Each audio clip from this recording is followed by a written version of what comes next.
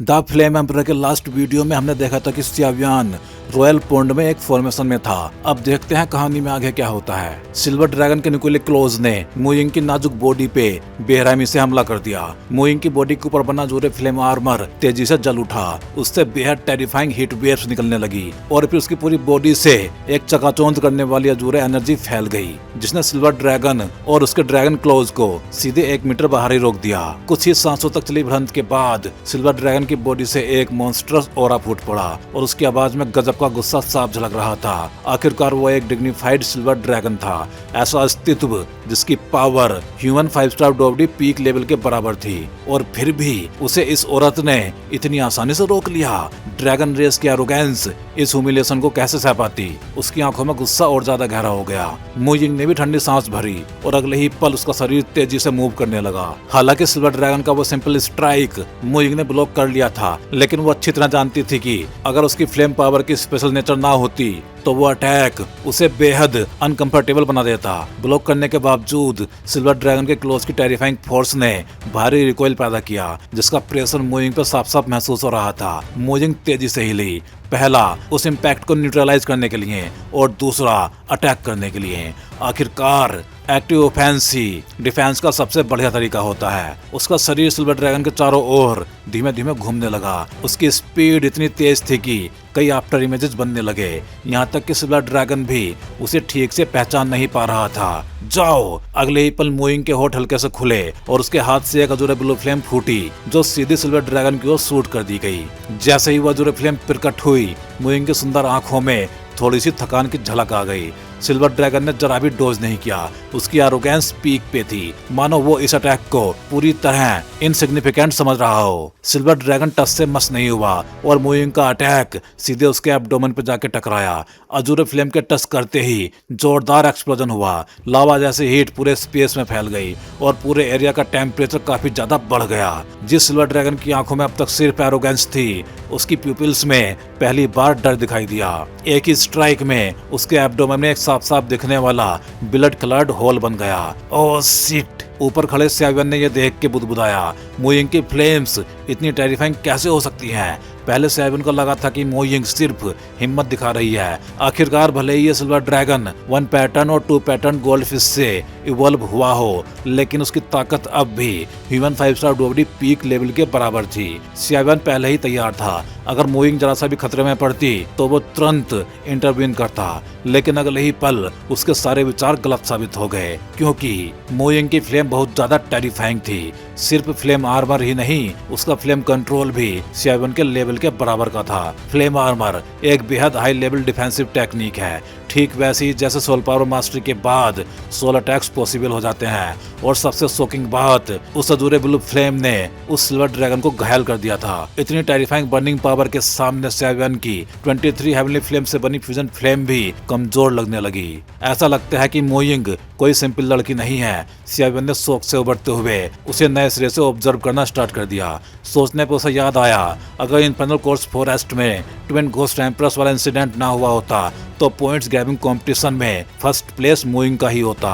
अब उसे एहसास हुआ उसने मोइंग को काफी अंडर एस्टिमेट कर लिया था। दूसरी ओर ये फ्लेम पावर, मुफेंग जो पहले बेहद वरीड था, अब राहत की सांस ले रहा था। सियावियान और मोइंग दोनों ही मॉन्स्टर हैं, उसने मनी मन साई किया। लेकिन डैम इट, जियाओसू ने गुस्से में कर्ज किया। बस बहुत टाइम वेस्ट हो गया। किलर! जैसे ही ये शब्द गूंजे, सिल्वर ड्रैगन के रेड प्यूपिल्स अचानक बदल गई। अगले ही पल उनमें से एरोगेंस गायब हो चुकी थी और उसकी नजर सीधे जियाओसू भाई बहन पे थी। सियावियान! जियाओसू ने भारी रूलर पकड़े आदमी को घूरा। सियावियान मुस्कुराया। तुम्हारे लिए एक गिफ्ट। उसके हाथ में मौजूद 9 पैटर्न गोल्ड फिश धीरे धीरे सिल्वर ड्रैगन की बॉडी में प्रवेश कर गई। अगले ही पल सिल्वर ड्रैगन का ओरा पागलों की तरह शोर करने लगा। 6 स्टार डॉबडी, 7 स्टार डॉबडी, उसका एब्डोमेन भी बहुत तेजी से रिजनरेट हो गया।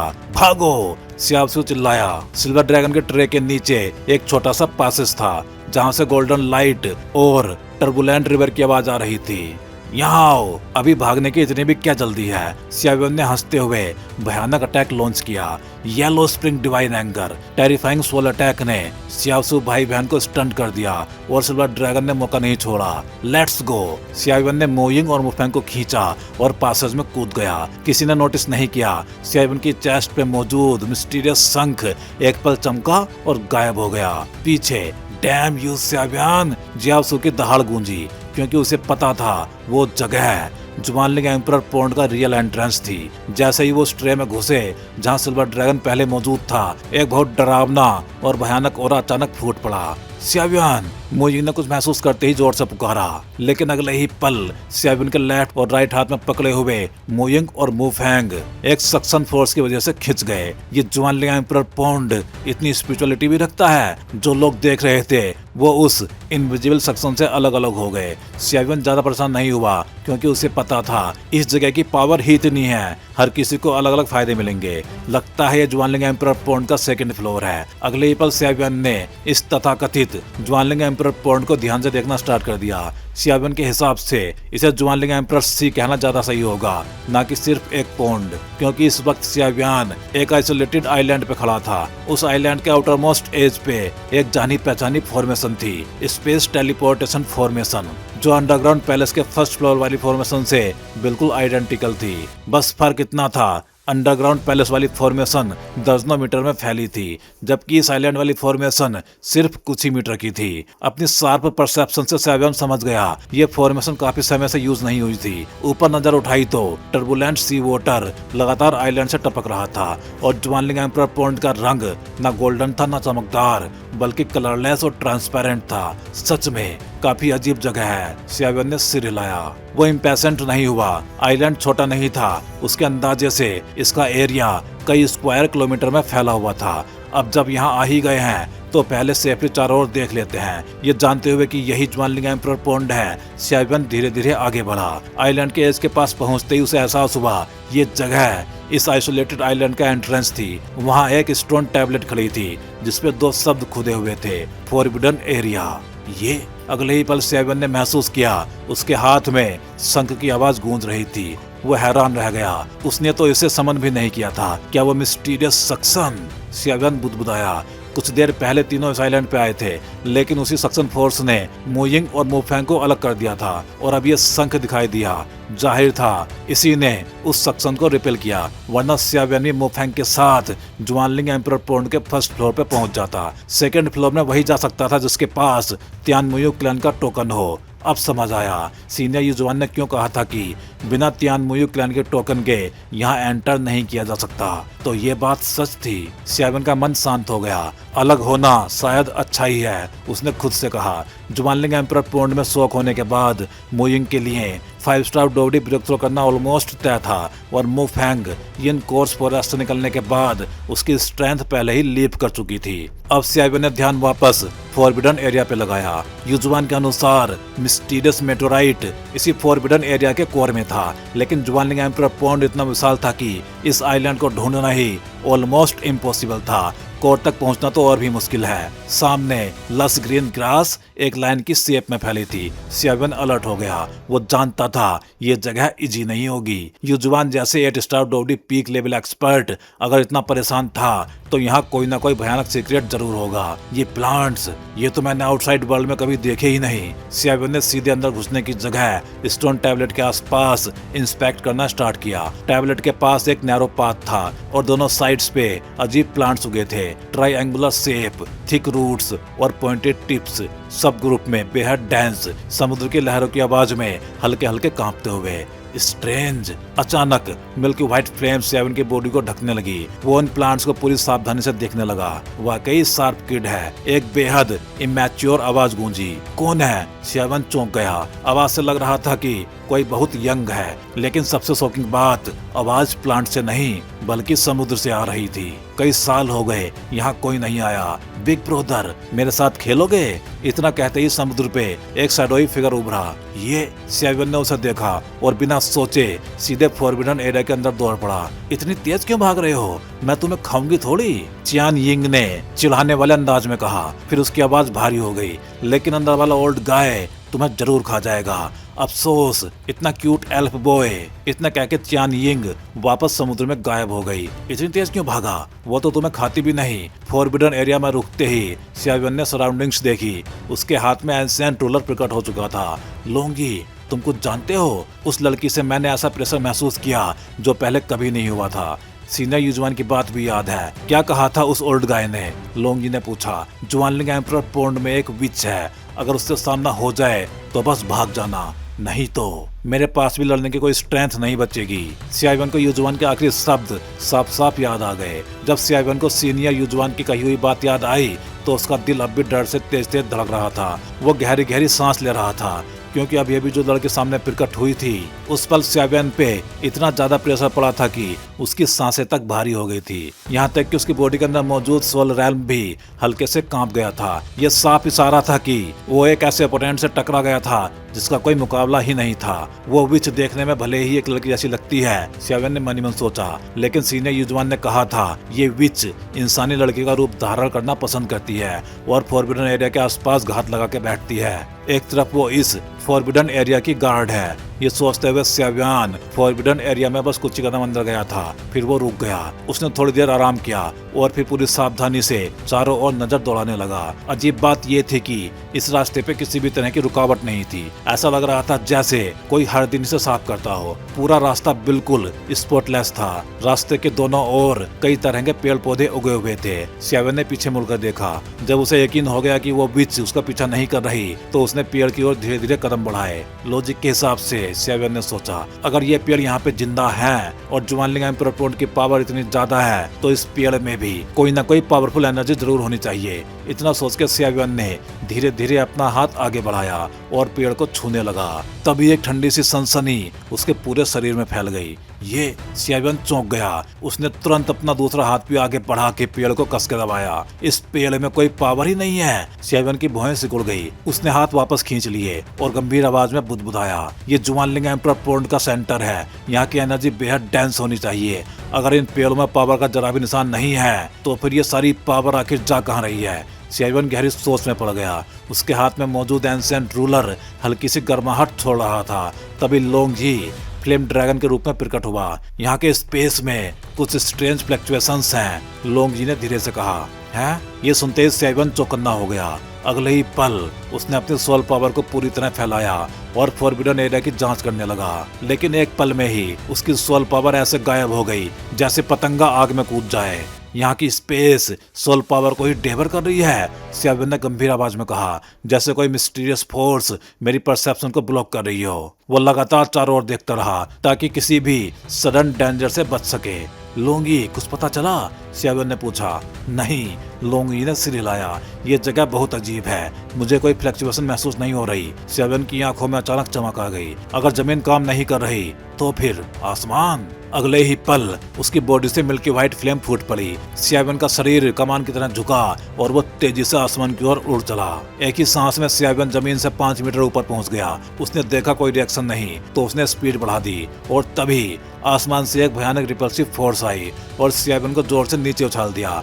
जमीन पे खड़े लोंगी ने एक बेहद फनी सीन देखा। 5 मीटर ऊपर उड़ता हुआ सियावियन मिल्की व्हाइट फ्लेम से घिरा। अचानक ऐसे लगा जैसे किसी इनविजिबल दीवार से टकरा गया हो। वो दीवार रुई जैसी दिखती थी लेकिन सॉफ्ट नहीं थी, बल्कि उसने सियावियन की टेरिफाइंग स्पीड को सीधे वापस उछाल दिया। सियावियन जमीन पे आ गिरा और चारों ओर धूल उड़ गई। पूरा हाल बेहाल हो गया। लोंगी जोर जोर से हंसने लगा। वाकई अजीब है, सियावियन ने असहाय आवाज में कहा। वो इतना सावधान था, फिर भी ये मिस्टीरियस स्पेस उसे ऐसे बाउंस कर देगा ये उसने सोचा भी नहीं था।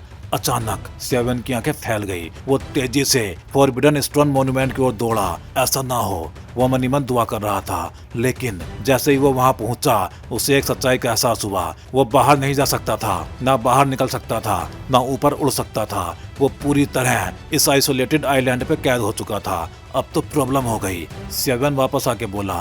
लोंगी भी चुप था क्योंकि उसे भी समझ नहीं आ रहा था कि किया जाए। गोल्डन ड्रैगन किंग की आवाज गूंजी। यहाँ का स्पेस पूरी तरह आइसोलेट कर दिया गया है। मास्टर, सियावियन की आवाज में बेबसी थी। जब तुम 9 फिशेस प्लेइंग ड्रैगन फॉर्मेशन में दाखिल हुए थे तभी से मुझे लगा था ये फॉर्मेशन तुम्हारी डॉडी बॉडी को रेस्ट्रिक्ट कर रही है। क्या? सियावियन सन्न रह गया। बाहर ना निकल पाना या ना उड़ पाना एक बात थी, लेकिन अगर डोडी इमोर्टल बॉडी भी काम ना करे तो ये तो सीधा नाइटमेयर था। अब तक सियावियन निश्चिंत था क्योंकि उसके पास 10th रैंक डोडी इमोर्टल बॉडी थी, लेकिन अब अगर वही काम ना करे तो क्या सच में ये डेड एंड है? इतनी जल्दी डिस्करेज मत हो। गोल्डन ड्रैगन किंग की आवाज शांत थी। भले ही हम बाहर नहीं जा सकते, आसमान में नहीं उड़ सकते और डोडी बॉडी भी रेस्ट्रिक्टेड है, लेकिन किसने कहा कि हमें बाहर जाना ही है? क्या तुम भूल गए मैं यहाँ क्यों हूँ? ये सुनते ही सेवन की आंखों में फिर से चमक लौट आई। उसने एंशिएंट रूलर पकड़ा और रास्ते पे आगे बढ़ने लगा। जब कोई रास्ता नहीं तो हर कदम ही रास्ता होता है। सियावियन मुस्कुराया। कुछ देर बाद, वो क्या है? गोल्डन ड्रैगन किंग ने आगे इशारा किया। वो तो वुडन ड्रैगन बियर्ड हुआयू तैंग। सियावियन के मुंह से मेडिसिनल हर्ब्स के नाम अपने आप निकल गए। इतनी रेयर मेडिसिनल हर्ब्स।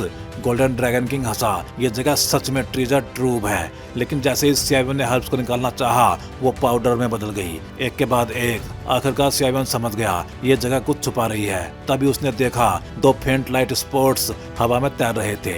इनमें पावर नहीं है, लेकिन ये किसी चीज की ओर खिंच रहे हैं, जैसे कोई इन्हें बुला रहा हो। गोल्डन ड्रैगन किंग ने सिर हिलाया। चलो। सियावियन ने फ्लेम्स एक्टिवेट की, एंशिएंट रूलर कस के पकड़ा और दोनों फॉरबिडन एरिया के कोर की ओर धीरे धीरे बढ़ने लगे। पीछे पूरी मेडिसिनल फील्ड, रास्ता, पेड़ पौधे, सब कुछ गायब हो चुका था और बाहर डैम इट, जियासु की दहाड़ गूंजी। 7 स्टार डोडी लेवल का सिल्वर ड्रैगन अब पूरी तरह पागल हो चुका था। 9 फिश प्लेट ड्रैगन फॉर्मेशन के पीक पे स्पेस डिस्टॉर्ट हो रहा था और एक बेहद सिनिस्टर आवाज गूंजी। 2 बेकार लोग।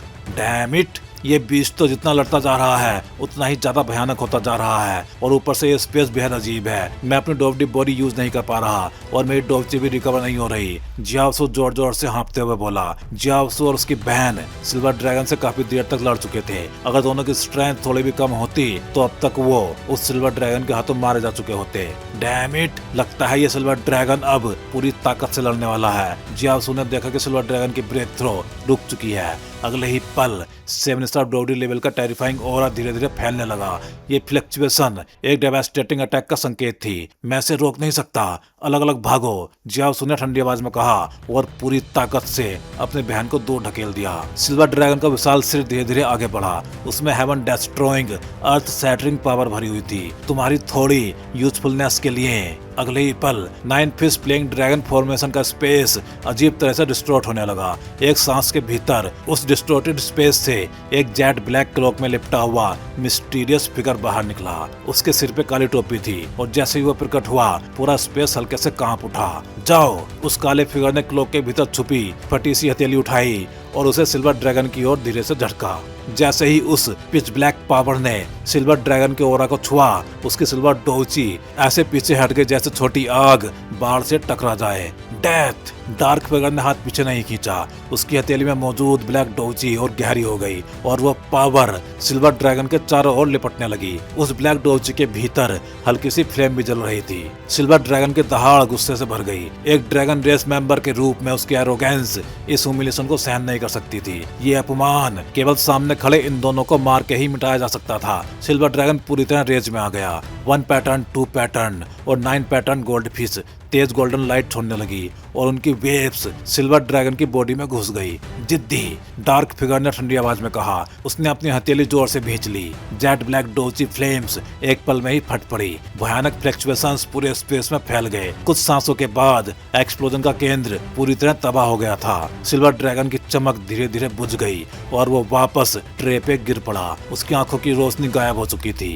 1 पैटर्न से लेके 9 पैटर्न गोल्ड फिश धीरे धीरे उसके चारों ओर मंडराने लगी। तुम लोग काफी तेज भागते हो, डार्क फिगर ने ठंडी आवाज में कहा और सिल्वर ड्रैगन की ओर देखना बंद कर दिया। My Lord. जियासु ने उस फिगर को देखते ही कुछ अंदाजा लगा लिया था। उसने तुरंत घुटने टेक दिए। उठो, इस बार मैं तुम्हें दोष नहीं दूंगा, डार्क फिगर ने ट्रे की ओर देखते हुए कहा। सर, बर्निंग इंसेंस पैवेलियन के तीनों लोग ज्वानलिंग एम्परर पॉइंट में घुस चुके हैं, जियासु ने धीरे से बताया।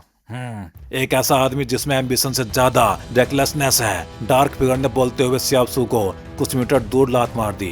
ब्रोदर। दा पैंग ने गुस्से से उस काले फिगर को देखा, फिर जल्दी से जियासु को उठाने दौड़ी। सर, जियासु जानता था उनकी जिंदगी और मौत पूरी तरह ऐसी इंसान के हाथ में है, इसलिए उसने गुस्सा दबाया और चुप रहा। दफा हो जाओ, डार्क फिगर ने लापरवाही से हाथ हिलाया। अगले ही पल 9 फिश प्लेइंग ड्रैगन फॉर्मेशन के पास एक स्पेस पासेस खुल गया। Thank you sir. जियासु ने राहत की सांस ली और द पैंग को खींचते हुए सीधे पासेज में कूद गया। जाते जाते उसने मनी मन कसम खाई, सोलोमन सेक्ट का 7th सेक्ट मास्टर, एक दिन मैं जियासु तुम्हें अपने पैरों में झुकाऊंगा। डार्क फिगर ने ठंडी हंसी के साथ कहा। किंग ज्वानलिंग सच में कंफ्यूज हो गया है। सिर्फ 3 लोगों के लिए मुझे यहाँ बुला लिया, लेकिन कोई बात नहीं, इस बार उसके 3 सबसे बेहतरीन डिसाइपल्स ट्रैप में फंस चुके हैं। अब देखते हैं तुम ज्वानलिंग रॉयल फैमिली के खिलाफ कैसे लड़ते हो। जब तक बाहर नहीं निकलते यहीं पड़े रहो, जिस दिन बाहर आओगे वही तुम्हारी मौत का दिन होगा। इतना बोल के पूरा स्पेस फिर से शांत हो गया। यहाँ कुछ अजीब सा लग रहा है। फॉरबिडन एरिया में स्याविन की आवाज गूंजी। इस समय स्याविन और उसके मास्टर गोल्डन ड्रैगन किंग लगभग फॉरबिडन एरिया के कोर्ट तक पहुंच चुके थे। रास्ते में उन्हें कोई सीधा खतरा नहीं मिला, लेकिन स्याविन को यह महसूस हो रहा था जैसे जैसे वो अंदर जा रहे थे प्रेशर बढ़ता जा रहा था। एक इनविजिबल फोर्स स्याविन को दबा रही थी और उसका दिल तेजी से कांप रहा था। स्याविन ने देखा चारों ओर से कई बेहद पतली वाटर स्ट्रीम्स बह रही थी। हर स्ट्रीम सिर्फ एक भुजा जितनी मोटी थी। स्याविन ने ध्यान से गिना 7। इन 7 वाटर स्ट्रीम्स का क्या काम है मुझे नहीं पता, लेकिन जो चीज कोर एरिया से निकल रही है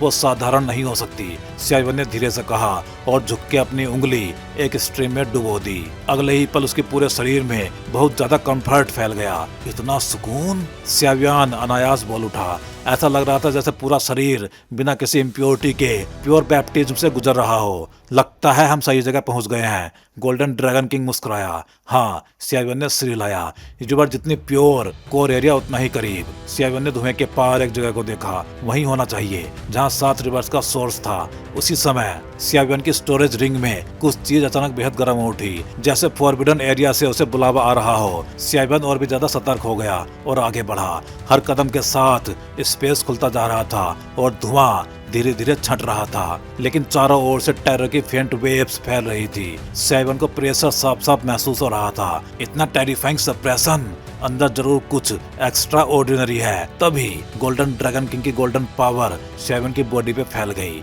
चलो, गोल्डन ड्रैगन किंग बोला, ये बस छोटी सी ट्रिक है। गोल्डन पावर के आते ही वो सप्रेशन गायब हो गया।